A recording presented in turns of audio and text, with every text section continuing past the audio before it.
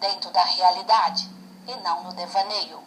E acima, para estarmos sempre conectados com a alta inteligência do universo, a qual denominamos, neste vídeo, de intuição.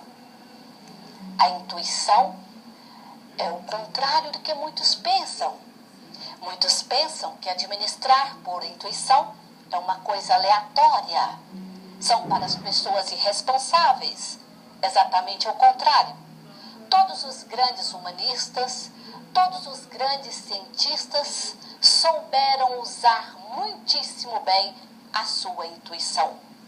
Intuição é a capacidade de captarmos as respostas adequadas para aquele momento presente na quantidade exata e funciona como um piloto automático de Fórmula 1. Quer ver?